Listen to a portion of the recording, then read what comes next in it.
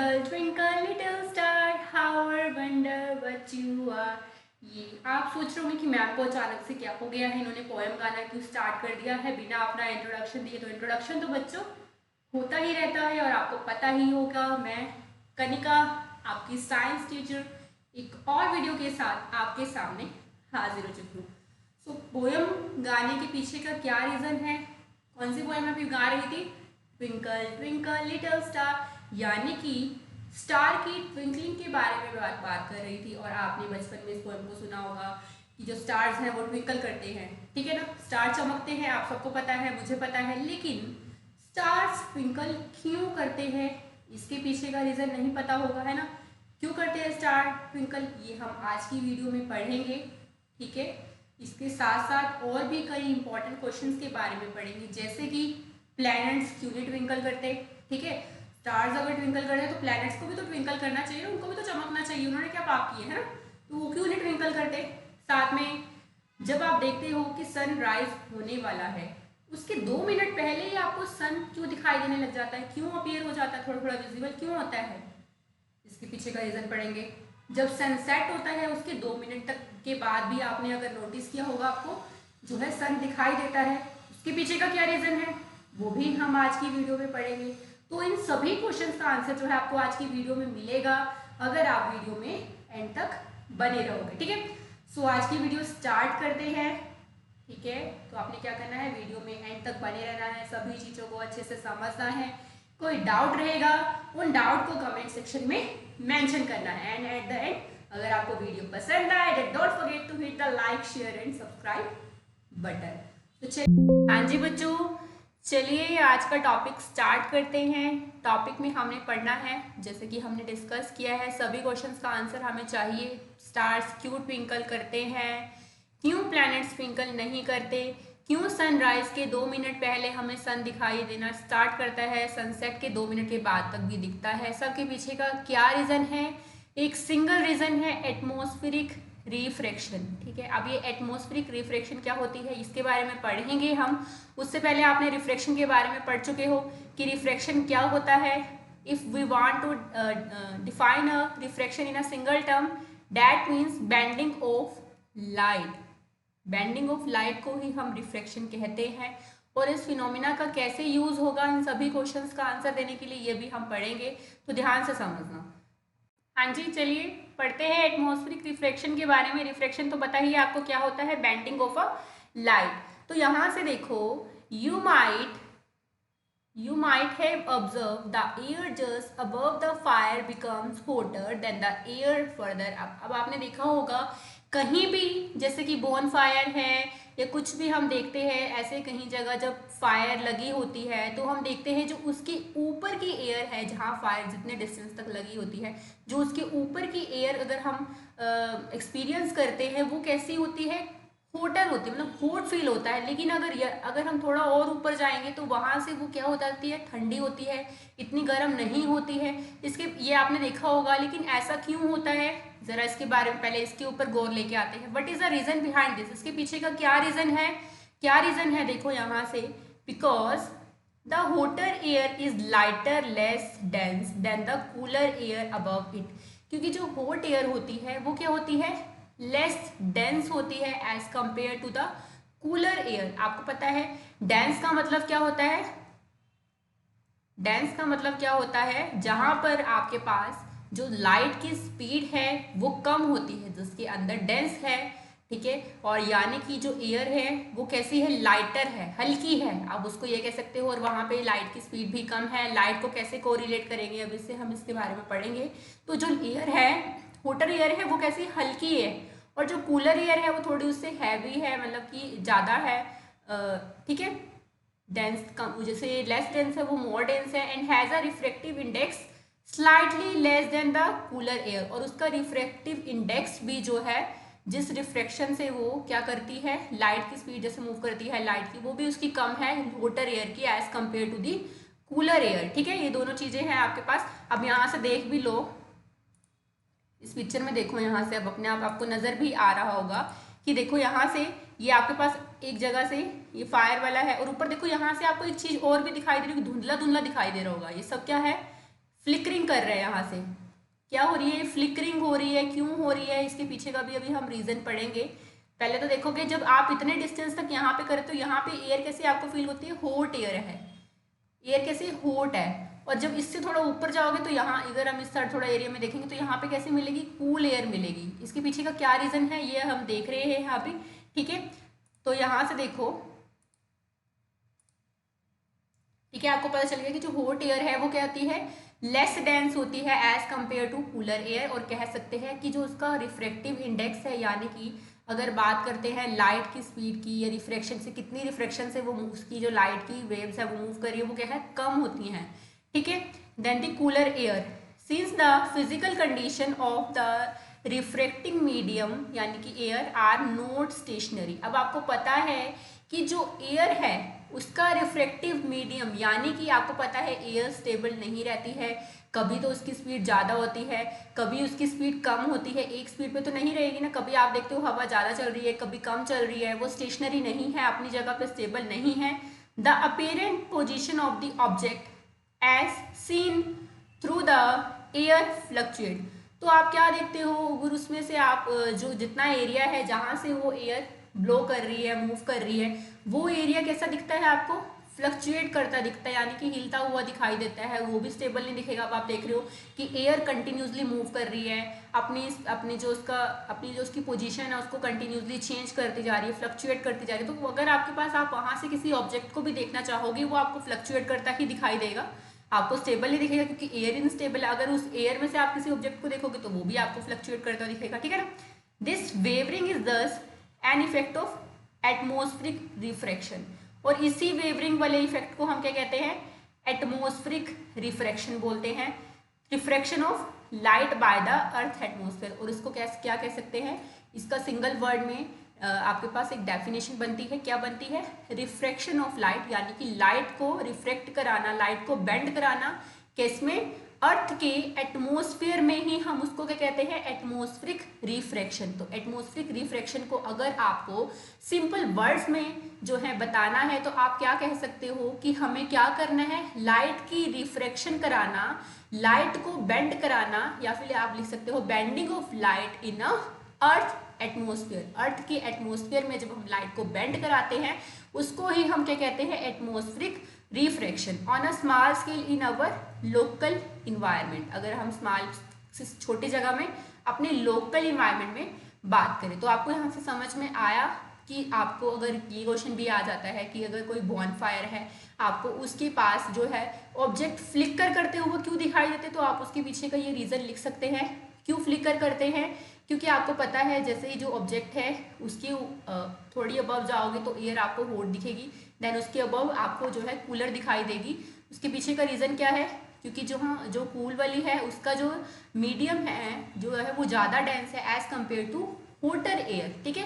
और आपको पता है कि जो एयर है वो स्टेशनरी नहीं रहती है, वो फ्लक्चुएट करती है। तो किसी भी ऑब्जेक्ट को अगर आप उसके थ्रू देखोगे तो आपको फ्लिकर करता हुआ वो नजर आएगा। आप इस पिक्चर में भी देख सकते हैं कैसे फ्लिकर कर रहा है, धुंधलापन आया हुआ। फ्लिकरिंग मतलब आपको धुंधला धुंधला दिख रहा है। देखो सब यहाँ से पेड़ की इसमें से पास होते हुए अगर आप पेड़ की ये इसको देखोगे यहाँ से, ठीक है, पेड़ की लकड़ी को देखोगे, यहाँ से देखोगे, ये आपको कैसे दिख रहा है? सब कुछ आपको धुंधला दिख रहा है। लेकिन अगर आप यही को इसके यहाँ से देखते हो तो आपको कैसे दिख रहा है? प्रॉपर दिखाई दे रहा है, लेकिन यहाँ से आपको फ्लिकर करता हुआ दिखाई दे रहा है, ठीक है। तो क्लियर हुआ यहाँ से? हाँ जी, अब यहाँ से देखिए, there are so many examples related to the atmospheric refraction in our daily life. हमारी डेली लाइफ में भी ऐसे बहुत सारे एग्जाम्पल्स हैं जो कि एटमॉस्फेरिक रिफ्रैक्शन से रिलेटेड है, जैसे कि why do star twinkles, why don't planet twinkle, why does the sun appears 2 minutes before it rises, why does the sun appears 2 minutes after its sunset। ये सभी का क्वेश्चंस का तो हमें आंसर चाहिए। ये आपके डेली लाइफ के एग्जांपल है, किस फिनोमिना पे बेस्ड है? सभी के सभी एटमॉस्फेरिक रिफ्रैक्शन के आपके पास बेस्ड हैं। तो चलिए सबसे पहले फर्स्ट क्वेश्चन का जो हमें आंसर बेसब्री से स्टार्ट चाहिए था उसके बारे में पढ़ते हैं। क्या है? Why do stars twinkle, stars आपके पास क्यों ट्विंकल करते हैं, उसके पीछे का क्या रीजन है? सबसे पहले इसको डिस्कस करते हैं। ये देखो यहाँ पे ये स्टार्स क्या करते हैं? आपको ट्विंकल करते हुए दिखाई दे रहे हैं। क्यों कर रहे हैं अभी पढ़ते हैं हम। The twinkling of star is due to atmospheric refraction. ठीक है। क्यों होता है? एटमॉस्फेरिक रिफ्रैक्शन के कारण होता है। कैसे होता है? Atmospheric refraction of a star light, जो स्टार की तरफ से लाइट आ रही होती है उनकी एटमॉस्फेरिक रिफ्रैक्शन की वजह से जो है स्टार ट्विंकल करते हैं। कैसे करते हैं? देखो, as star is a point object. Star कैसा है? आपके पास एक पॉइंट ऑब्जेक्ट है। अभी आपको पता है, आपने पीछे भी काफ़ी सारे जो है रिफ्रैक्शन वाले फिनोमिना में हमने ग्लास स्लैब के बारे में पढ़ा था, रेनबो वाले केस में पढ़ा था हमने, सन की लाइट कैसी होती है, वो भी एक हमारे पास पॉइंट सोर्स है ना। तो स्टार की लाइट भी आपके पास कैसी है? एक पॉइंट ऑब्जेक्ट है, यानी कि पॉइंट सोर्स ऑफ लाइट है। So light from star on entering the earth atmosphere undergoes refraction continuously before it reach the earth. जैसे ही स्टार की लाइट जो आपके अर्थ के एटमॉस्फेयर में एंटर करती है, वो किस में चल जाती है? उसमें रिफ्रैक्शन होनी स्टार्ट हो जाती है, जब तक कि वो आपके अर्थ तक रीच नहीं करती। देखो इस डायरेक्शन में ये आपके पास स्टार की लाइट है। ये आपको पता है कि जो आपका एटमॉस्फेयर है, अर्थ का एटमॉस्फेयर है, वो काफ़ी सारी लेयर्स से बना होता है। इस बात से तो एग्री करते हो कि जो अर्थ का एटमॉस्फेयर है, it consist of so many layers. आपने काफ़ी सारी लेयर्स के बारे में पढ़ा होगा कि अर्थ के एटमॉस्फेयर जो है काफ़ी सारी लेयर्स होती है उसके अंदर। तो जैसे ये स्टार की लाइट एंटर करती है, ये फर्स्ट लेयर में एंटर की और किस में चली गई? इसके अंदर रिफ्रैक्शन होगी, मतलब लाइट की इसने क्या किया? ये एक मीडियम से आ रही थी, ये एक मीडियम से आ रही थी, रेयर मीडियम से आ रही थी। तो ये क्या हुआ? जैसे ही इसने मीडियम को चेंज होता हुआ देखा है, तो इसकी स्पीड कैसी हो गई? कम हो गई। ठीक है, तो ये एक मीडियम में आई तो इसने अपनी जो है पोजीशन को चेंज कर लिया है, नॉर्मल के टूवर्ड्स ये बेंड हो गई है। फिर ये जब इसने दूसरी लेयर में एंटर किया, इधर से आपको क्लियर दिखेगा, यहाँ से देखो, यहाँ से देखो, आपको दोबारा बताती हूँ। जैसे ये आपके पास स्टार की लाइट आई है, ये इसने फर्स्ट लेयर में जब एंटर किया है, आपके पास ये फर्स्ट लेयर में एंटर किया है, तो इसने क्या एक्सपीरियंस किया है? इसने एक्सपीरियंस किया है कि आपके पास जो मीडियम है वो चेंज हो गया है। फिर इसने क्या किया? रिफ्रैक्शन करा है, नॉर्मल ड्रॉ करके क्या हो गई है? बेंड हो गई नॉर्मल के टूवर्ड्स। फिर ये आपके पास क्या हुई है? इसकी दूसरी लेयर आई है, यहाँ से इसकी दूसरी लेयर है, ये दूसरी लेयर आई है। जैसे ही इसने दूसरी लेयर के अंदर एंटर किया, इसने फिर से रिफ्रैक्शन करी है, फिर से दोबारा से बेंड होगी लाइट, फिर नॉर्मल के टूवर्ड्स बेंड होगी, यहाँ से इस पोजीशन में बेंड होगी। फिर इसने थर्ड लेयर में एंटर किया, फिर रिफ्रैक्शन होगी, फोर्थ में एंटर किया, फिर रिफ्रैक्शन होगी, फिफ्थ में एंटर किया, फिर रिफ्रैक्शन होगी। ये आपके पास क्या है? ये आपके पास अर्थ है। फिर जाकर इसने कहीं पे क्या किया है? आपके पास अर्थ के एटमॉस्फेयर में, एटमॉस्फेयर से, ये सारे एटमॉस्फेयर से होते हुए अर्थ के अंदर क्या किया है? एंटर किया है। देन उसके बाद क्या हुआ? देखो यहाँ से समझ में आया? The atmospheric refraction occurs in medium of gradually changing refractive indexes. अब आपको पता है कि सबका रिफ्रैक्टिव इंडेक्स तो चेंज ही हो रहा था, यानी कि जो लाइट की स्पीड है वो किसी लेयर में कुछ थी, किसी लेयर में कुछ थी। ये आपको दिखाई दिया, क्योंकि देखो यहाँ से आ रही है, ये चेंज होगी, ऐसे चेंज होगी, फिर यहाँ से चेंज हुई, फिर यहाँ से, फिर यहाँ से, यानी कि सबका रिफ्रैक्टिव इंडेक्स सेम नहीं है, सबका रिफ्रैक्टिव इंडेक्स चेंज कर रहा है एज अकॉर्डिंग टू मीडियम, क्योंकि उनका मीडियम कहीं पर ज़्यादा डेंस है, कहीं पर कम डेंस है, उसके अकॉर्डिंग जो है लाइट की बेंडिंग अपने आप ही सेट हो गई है। Since the atmosphere bend starlight toward the normal, और एटमॉस्फेयर ने क्या किया है? स्टार की लाइट को नॉर्मल की टुवर्ड्स जो है बेंड करा है। आपको पता है नॉर्मल की टुवर्ड्स इसने बेंड कर दिए, जिस साइड नॉर्मल है उस टाइम इस एटमॉस्फेयर ने उस लाइट को बेंड कर दिया। ठीक है, तो देखो यहाँ से the apparent position of star is slightly different from its actual position. अब हमें दिखता है कि जो स्टार है वो ऊंचा है, लेकिन असल में उसकी जो पोजीशन है कुछ और होती है। The apparent position of star is slightly different from its actual position, कि उसकी एक्चुअल पोजीशन से जो स्टार की पोजीशन है वो अलग होती है। The star appear slightly higher above, यानी कि हमें दिखता है कि स्टार बहुत ज़्यादा ऊंचाई पर है उसकी एक्चुअल पोजीशन से। When view near the horizon, जब हम उसे ऑरिजन से देखते हैं, मान लो ये हमने ऑरिजन बना लिया, हम यहाँ पे खड़े हैं, हमने देखा कि ये स्टार की ये हमारे पास स्टार है ठीक है स्टार है, और ये हमारे पास जो स्टार की अपेरेंट पोजीशन है, लेकिन उसकी एक्चुअल पोजीशन कुछ और दिखती है। हमें ऊंचाई पे दिख रहा है, लेकिन उसकी एक्चुअल पोजीशन आपस में कुछ और होती है। This apparent position of star is not stationary, और आपको पता है कि जो ये स्टार की अपेरेंट पोजीशन है वो स्टेशनरी नहीं है, but keeps on changing slightly. अब आप यहाँ से आपने एक चीज़ नोटिस की होगी, जैसे ही अब मान लो आपने भी देखा होगा, जब आप स्काई में स्टार्स को देखते हो तो कई बार आप देखते हो कि स्टार इधर है, लेकिन उसको, उसी स्टार को, सेम स्टार को अगर आप देखना चाहोगे, उसकी पोजीशन क्या हो जाती है, बदल जाती है, इधर से इधर चल जाता है, इधर से इधर शिफ्ट हो जाता है। तो यानी कि यही बात हुई ना कि उसकी जो पोजीशन है, आपकी जो आइज है, आपको एक्चुअल पोजीशन नहीं दिखती, कभी हाई दिखती है, कभी कुछ दिखती है, उसकी जो पोजीशन है वो चेंज नहीं, वो सेम नहीं रहती, स्टेशनरी नहीं रहती, वो चेंज होती रहती है। हमारी आंखों तक जो लाइट आती है, आपने देखा है कि वो लाइट कैसे पहुंचती है, इतनी सारी रिफ्रैक्शन के होते हुए वो लाइट आकर एंड में आपकी तरफ पहुंचती है। तो यानी कि आपको पता है हमारा जो एटमॉस्फेयर है, अर्थ का एटमॉस्फेयर है, वो भी स्टेशनरी नहीं है। अभी हमने पढ़ा है कि वो मूव करता रहता है, कंटिन्यूसली चेंज होता है, कभी कैसा है एटमॉस्फेयर, कभी कैसे है, कभी कैसी एयर की आपके पास पोजीशन है, कभी कैसी है। डैट मीन्स वो पोजीशन आपके पास स्टेबल ही नहीं है, एटमॉस्फेयर स्टेबल ही नहीं है, तो आपके पास ये रिफ्रैक्शन में भी तो क्या आता रहेगा, चेंज आता रहेगा ना। तो जो आपकी आइज तक लाइट पहुंचती रहेगी वो भी आपके पास स्टेबल नहीं रहेगी, वो भी स्टेशनरी रहेगी। और ऐसे ही जो स्टार्स है, वो जो उसकी अपीरेंट पोजीशन जो है वो वैसी नहीं होगी, है ना। तो क्लियर हुआ आपको यहाँ से प्रोसेस, ठीक है। तो इसीलिए इसके ऊपर भी जो आपके पास एक क्वेश्चन बनता है, तो यहाँ से आपको पता तो चल गया कि आपके पास स्टार क्यों ट्विंकल करते हैं, एटमॉस्फेरिक रिफ्रैक्शन की वजह से ट्विंकल करते हैं। सब एटमॉस्फेरिक रिफ्रैक्शन हुआ, लाइट अब तक पहुंची है, तो यानी कि स्टार जो है आपको ट्विंकल करते हुए दिखाई दे रहे हैं। दूसरी बात आपके पास यहाँ पे ये बनी है कि कभी कभी आपको स्टार हाई दिखता है, लेकिन उसकी वो एक्चुअल पोजीशन नहीं होती है। ऐसा क्यों नहीं होता, इसके बारे में हम पढ़ लिए। अब एक और क्वेश्चन इसके ऊपर यहाँ पे अराइज होता है। क्या क्वेश्चन अराइज होता है कि आपने नोटिस किया होगा कि कई बार तो आपको स्टार जो है बड़ा ज़्यादा ब्राइट दिखेगा, बड़ा चमकता हुआ नजर आएगा, और कहीं बार आपको क्या दिखेगा, फेंटर दिखेगा। देखो अब यहाँ से इस पिक्चर में आपको दिखाई दे रहा होगा कि जो ये वाला स्टार है, ये जो बीच वाला स्टार है, आपको चमकता हुआ दिख रहा है ना। ये स्टार देखो, ये पूरा शाइन कर रहा है, और यहाँ से ये स्टार देखो, ये कैसा है, ये आपके पास फेंटर है, फेंटर से देखो लाइट है, और ये कैसा है, पूरा ब्राइटर स्टार आपके पास। ऐसा क्यों होता है, कभी कभी ये ब्राइट दिखेगा, कभी कभी ये फेंट दिखेगा, ऐसा क्या है रीजन इसके पीछे। As the path of rays light coming from star goes on varying slightly the apparent position of star fluctuate. आपको दिख रहा है कि जो स्टार की लाइट आ रही है वो एटमॉस्फेयर से होते हुए आ रही है, और एटमॉस्फेयर आपके पास कैसा है, अनस्टेबल है, अपनी जगह पे स्टेबल नहीं है। तो जो स्टार की पोजीशन है वो भी क्या कर रही है, फ्लक्चुएट कर रही है ना। And amount of starlight entering eyes, और मैंने वही बात की है, जो आपकी आइज में लाइट का स्टार की अमाउंट आ रहा है वो भी क्या कर रहा है, हमें फ्लिकर करता हुआ दिख रहा है, यानी कि कपाता दिख रहा है, कांपता हुआ दिख रहा है। The star sometime appears brighter, इसीलिए अभी हमें कुछ समय जो है स्टार ब्राइटर दिखते हैं, और उसी समय उसके बाद फेंटर दिखते हैं, जो कि क्या है, एक ट्विंकलिंग इफेक्ट है। ठीक है, समझ में आया, वो आपके पास क्या है, एक ट्विंकलिंग इफेक्ट है।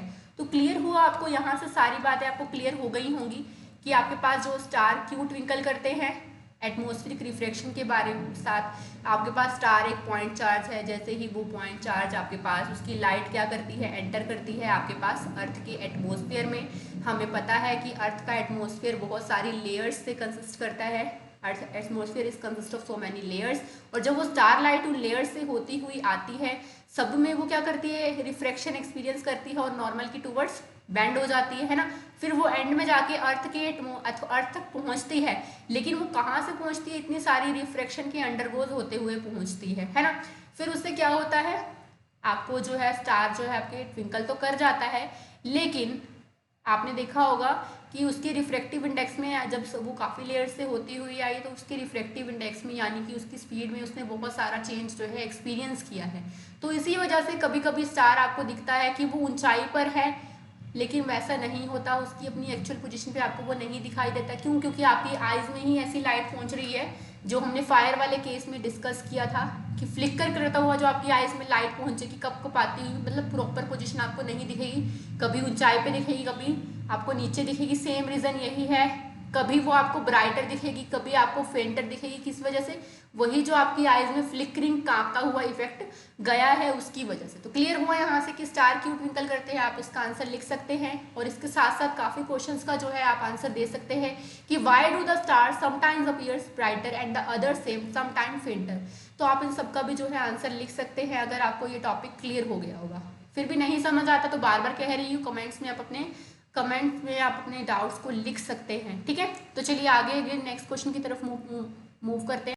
हाँ जी, नेक्स्ट क्वेश्चन देखिए यहाँ से, वाई डोंट प्लैनेट्स ट्विंकल। अब स्टार्स तो आपने देखा चमकते हैं, लेकिन प्लैनेट ट्विंकल क्यों नहीं करते? सबसे पहली बात तो आपको पता होगा कि जो प्लैनेट्स है उनकी अपनी लाइट नहीं होती है ना, वो किसकी लाइट लेते हैं, सन से लाइट लेते हैं। लेकिन और अब वो ट्विंकल भी नहीं करते। क्यों नहीं करते, एक तो इन्होंने लाइट भी ले लिया, वो ट्विंकल करके भी नहीं दिखा रहे। इसके पीछे का क्या रीजन है, यहाँ से देखो, the planets are much closer to the earth. आपको पता है कि जो प्लैनेट्स है वो क्या है, मच क्लोजर टू दी अर्थ, यानी कि अर्थ के काफी सारे ज्यादा क्या है, नजदीक है।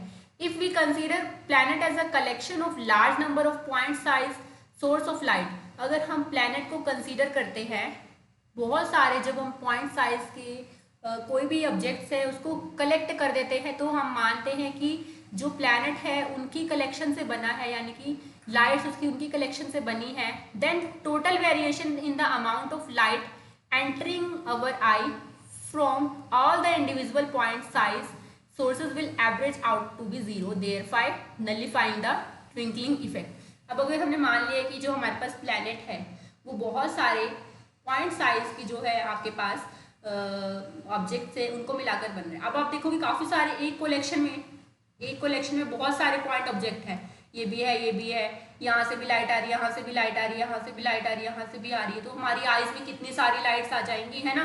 तो हमारी आईज में जो इतनी टोटल वेरिएशन की जो लाइट एंटर करेगी ना हर एक सिंगल पॉइंट से, उनका एवरेज क्या होगा, जीरो होगा।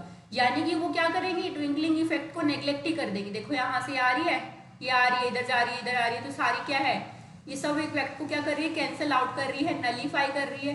तो जब ये इफेक्ट ही क्या हो गया, जीरो हो गया, तो कोई भी एंटर हमारे आईज में कोई लाइट ने एंटर नहीं किया, तो यानी कि इनका ट्विंकलिंग इफेक्ट कैसा है, जीरो है, इसीलिए ट्विंकल नहीं करते। तो छोटा सा आंसर है, आप इसी तरह से जो है इसको यही वर्ड्स में आप इसका आंसर दे सकते हैं। तो बहुत छोटा सा सिंपल सा आंसर है, खुद भी लिख सकते हो उसके बारे में, ठीक है। तो चलिए नेक्स्ट क्वेश्चन की तरफ मूव करते हैं। हाँ जी, नेक्स्ट क्वेश्चन है, why does the sun appears 2 minutes before it rises. अब आपने देखा होगा कि सन जो है आपको 2 मिनट पहले ही आसमान में दिखना अब स्टार्ट हो जाता है कि हाँ अभी सन जो है सूरज उगने वाला है, 2 मिनट पहले ही आपको पता चल जाता है। तो the sun is visible to us 2 minutes before the actual sunrise. ऐसा इसलिए होता है because of same reason, atmospheric refraction. सबके पीछे का रीजन है एटमॉस्फेरिक रिफ्रैक्शन। ये तो आपने लिख ही देना है, अगर आपको फिर भी कुछ नहीं भी पता, नहीं भूल जाते, तो आपने ये तो लिख ही देना है, एटमॉस्फेरिक रिफ्रैक्शन है इसके पीछे का reason. When the sun is below the horizon the light travelling from rarer medium to denser medium bends and reach our eyes creating an impression that is above the horizon. देखो अभी हमें यहाँ पे हमारी आंख है, ये ऑब्जर्वर की आंख है, ये आपकी आंख है, ये आपके पास अर्थ है। अब आप देख रहे हो ये आपके पास एक ओरिजिन का पॉइंट दे रही है, मान लो ये ओरिजिन का पॉइंट है, ठीक है। आपने दिखा है कि जो सन है ये ओरिजिन के बिलो है, ये यहाँ पे है, ठीक है। तो आप देख रहे हो when sun is below the horizon the light travelling from rarer medium to denser medium. अब देखो यहाँ से क्या है, ये लाइट कैसी है, रेयरर मीडियम से आ रही है, यानी कि इसकी स्पीड कैसी है, ज़्यादा है। ये स्पीड ज़्यादा से किस में जा रही है, कम स्पीड में जा रही है। यहाँ पे एंटर किया इसने जैसे ही अर्थ के एटमोसफेयर में, फिर ये क्या होगी, नॉर्मल की तरफ बेंड हो गई है ना। एंड हमारी आइज में उसने एक इम्प्रेशन क्रिएट किया है, मान लो ऐसे होती हुई इतने, देखो इस रिफ्रैक्शन के अंडर होते हुए, एटमॉस्फेयर के अंडर होते हुए तब पहुंची है हमारी आंख तक। ये आइज ने हमारे तक यहाँ तक पहुंची, फिर हमने देखा हमारी आइज ने इंप्रेशन नोट किया कि जो सन है ना वो ओरिजिन से ऊपर है, यहाँ पे है, नीचे नहीं है, ऊपर है यहाँ पे, इसीलिए हमें वो 2 मिनट पहले ऊपर दिखाई देता है। क्यों, क्योंकि जैसे कि जो सन की लाइट है हम देख रहे हैं कि सन उगा है कि नहीं, वो लाइट वहां से आ रही है, लेकिन हमें तो दिख रहा है कि डायरेक्ट आ रही है, ऐसा नहीं है, क्योंकि वो सन से हमारे पहले अर्थ के एटमॉस्फेयर में एंटर करती है। और वही बात आ गई कि एटमॉस्फेयर में जो है बहुत ही सारी लेयर्स होती है, उन वो रेयरर मीडियम से, यानी उसकी स्पीड बाहर से निकलते हुए तो बहुत ज़्यादा थी, लेकिन जैसे ही उसने ज़्यादा स्पीड से कम स्पीड के अंदर एंटर किया उसमें रिफ्रैक्शन हो गई, और रिफ्रैक्शन होते हुए तो जब वो हमारी आइज तक पहुंची है, उसने क्या कर दिया, पहले इतनी सारी रिफ्रैक्शन होते हुए वो हमारी आइज तक पहुंची है। अब हमारी आंखों को क्या इंप्रेशन मिल रहा है कि जो सन है ना वो ओरिजिन के ऊपर है, यानी कि वो 2 मिनट पहले हमें दिखाई दे रहा है। यानी कि वही बात आ गई, उसकी एक्चुअल पोजीशन से वो अलग दिखाई दे रहा है। जैसे कि सन की, जैसे कि हमने स्टार की बात की थी ना, कि स्टार से जो हमें दिखते हैं कि ऊंचाई पर है, लेकिन वो एक्चुअली उतने नहीं होते। हमारी आइज का, हमें ऐसे आइज का धोखा हो जाता है कि क्योंकि वो कितने सारे रिफ्रैक्शन से होते हुए गुजर के आता है, सबको पास आउट करके आता है, इसीलिए जो हमें हमारे पास सन है जो हमें वो 2 मिनट पहले दिखाई देना स्टार्ट करता है। तो क्लियर हुआ यहाँ से, ठीक है। तो आप इसके आंसर को इस फॉर्म में लिख सकते हो यहाँ से, तो नोट कर लेना यहाँ से। हाँ जी, नेक्स्ट देखो यहाँ से सेम इसी तरह का कुछ ज़्यादा रीज़न है। Why does the sun appear 2 minute after it sunset. अब जब सूरज ढल ही गया उसके 2 मिनट के बाद भी हमें क्यों दिखता है? It is because of same reason, atmospheric reflection की वजह से दिखता है। When the sunlight below the horizon, जब आपको पता है सनलाइट ये ऑरिजिन है, यहाँ से ये ऑरिजिन के बिलो में आपको सन दिख रहा है, सनसेट हो चुका है। The light coming from it travels less dense to more dense. अब कम डेंस है मतलब कि लाइट की स्पीड वहाँ पे क्या है, कम है, तो वो और ज़्यादा मोर जो लेस डेंस से कहाँ जाता है, मोर डेंस की तरफ जाता है। मान लो ये लाइट जा रही है ऑरिजिन से ऊपर, यहाँ गई, एटमॉस्फेयर में एंटर किया, ये दोबारा से बेंड करके यहाँ तक हम इधर पहुंची है और ये हमारी आइज में गई है, ठीक है। लेस डेंस से मोर डेंस मूव करा है एंड इट रिफ्लेक्टेड डाउनवर्ड, और कहाँ चला गया, यहाँ से नीचे की तरफ चला गया। ये देखो डाउन दिख रहा है ना यहाँ से हमारी आइज को। फिर हमारी आइज ने क्या देखा है, हमारी आइज ने देखा है कि सन कहाँ है, अभी भी ओरिजिन के ऊपर है, अभी भी वो ओरिजिन के ऊपर है, लेकिन सन एक्चुअल में क्या हो चुका है, सेट हो चुका है, ओरिजिन के ऊपर दिखाई देता है। सेम उसके पीछे का रीज़न आप एटमॉस्फेरिक प्रेशर को लिख सकते हो, रिफ्लेक्शन को लिख सकते हो, कि जब आपके पास सन की लाइट लेस डेंस से मोर डेंस की तरफ मूव करती है तो वो एटमॉस्फेयर से होते हुए जब आपकी आइज तक पहुंचती है तो वो बेंड कर जाती है, डाउनवर्ड चल जाती है, जिसकी वजह से जो सन आपको ऊपर की तरफ दिखाई देता है 2 मिनट बाद भी सनसेट के। तो आप इसका आंसर दोनों का ऐसे लिख सकते हैं। ये क्वेश्चन जो है इंपॉर्टेंट है। 4 क्वेश्चन जो है यहाँ से आपके पास, कौन कौन से क्वेश्चन, ये वाले इंपॉर्टेंट क्वेश्चन थे। आई होप आपको सब कुछ जो है अच्छे से क्लियर हो गया होगा। यहाँ से कौन कौन सा, कि पहला क्वेश्चन स्टार क्यों ट्विंकल करते हैं, प्लैनेट क्यों नहीं ट्विंकल करते, सन आपको 2 मिनट पहले क्यों दिख जाता है उगने से, 2 मिनट बाद क्यों दिखता है उगने के। तो ये चारों क्वेश्चन जो है इंपॉर्टेंट क्वेश्चन है, आपके बोर्ड के एग्जाम में आ जाते हैं, तो आप इसका आंसर जो है लिख सकते हो अगर आपको यहाँ से इस वीडियो से अच्छे से क्लियर हो गया होगा। अब एक और क्वेश्चन यहाँ पे बचता है, एक और क्वेश्चन मेरे माइंड में आया है और बच भी गया है। How much the day longer by. अब आप बता सकते हो कि इस सब के बावजूद, यानी कि सन 2 मिनट पहले दिखा है, 2 मिनट बाद में भी दिखा है, तो आपका जो दिन है वो कितना लंबा हो चुका है यहाँ से, इसकी वजह से, क्योंकि आपको पता है कि एग्जैक्ट टाइम होता है कि सन इतने पे राइज होगा, इतने पे आपका सेट हो जाएगा, लेकिन उसके 2 मिनट पहले ही राइज होने के दिख गया है, सेट होने के बाद भी दिख गया है। तो क्या आंसर है इसके पीछे का, देखो 2 मिनट पहले दिखा है, ठीक है, और 2 मिनट क्या दिखा है, बाद में दिखा है। 2 मिनट पहले, 2 मिनट बाद में, यानी कि 2 + 2 4 मिनट्स। तो यानी कि आपका दिन जो है 4 मिनट्स लॉन्ग है। कैसे, 2 मिनट सनराइज में दिखा है, 2 मिनट बाद में दिखा है, तो ये क्वेश्चन आप आंसर लिख सकते हो कि आपका दिन कितना लंबा हुआ है, 4 मिनट से आपका दिन जो है लंबा हो गया है, ठीक है। तो आपका चैप्टर जो है यहीं पे फिनिश हो गया है। इसके दो टॉपिक आपके पास बचे हैं। आपके पास इसका एक टॉपिक बचा हुआ है, टॉपिक का नाम है, मैं बता देती हूँ आपको, टॉपिक का नाम है आपका स्कैटरिंग ऑफ लाइट। इसमें जो है 2 टॉपिक है, एक तो है आपके पास टिंडल इफेक्ट, ठीक है, और एक आपके पास है by the colour of the clear sky blue, ठीक है। By the colour of this clear sky is blue, क्यों स्काई का कलर ब्लू होता है।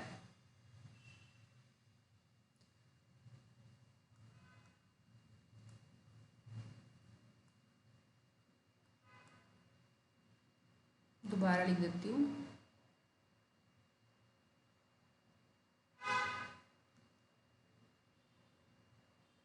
ठीक है। ये क्वेश्चन है 2, ये आपका लास्ट टॉपिक बचा है, लेकिन इसके ऊपर जो है वीडियो पहले से आ चुकी है। इसके ऊपर आपको जो है दिखाई दे रहा होगा आई बटन पे क्लिक करना और यहाँ से आप इस वीडियो को देख लेना, आपको आंसर मिल जाएगा। Why the colour of clear sky blue, साथ में स्केटरिंग का भी बताया हुआ है मैंने, स्केटरिंग ऑफ लाइट। और यहाँ पे आप ऊपर आपको आई बटन दिखाई दे रहा होगा, टिंडल इफेक्ट वाला आपको जो है यहाँ पे टॉपिक मिल जाएगा, ठीक है। 2 टॉपिक आपके लास्ट में बचे हैं, उसके बाद ये चैप्टर आपका फिनिश हो जाएगा, सब कुछ खत्म हो चुका है, इस चैप्टर में कुछ नहीं बचा, ठीक है। तो आप यहाँ से इन 2 टॉपिक्स को पढ़ लेना। जी बच्चों, कैसी लगी आज की वीडियो, लाइक शेयर कमेंट्स करके ज़रूर बताना। आप सब कमेंट नहीं करते हो, वीडियो को देख लेते हो, अगर आप कमेंट नहीं करोगे तो मुझे कैसे पता चलेगा कि आपको वीडियो कैसी लगी है। तो कमेंट सबसे ज़्यादा होनी चाहिए वीडियो पर, ठीक है। तो आज की वीडियो जो है यहीं पर एंड होती है। साथ में आपका चैप्टर जो है फिनिश हो चुका है। चैप्टर में जो 2 टॉपिक्स रह गए थे टिंडल इफेक्ट पर और एक और क्वेश्चन था स्काई वाला क्वेश्चन जो है स्केटरिंग ऑफ लाइट, जो पूरा आपका प्रोसेस है इसकी वीडियो पहले आ चुकी है। आपको मैंने बता दिया है कि आपको ये आई बटन में वीडियो मिल जाएगी, डिस्क्रिप्शन में आपको वीडियो मिल जाएगी, ठीक है। तो आपने क्या करना है, उन वीडियोस को वहां से देखना है और अपने चैप्टर को जो है पूरी तरह से प्रिपेयर कर लेना है, ठीक है। सो आज की वीडियो यहीं पर एंड होती है। अब हम मिलेंगे नेक्स्ट वीडियो में एक नए चैप्टर के साथ। तब तक के लिए good bye and thank you for watching my video. Bye.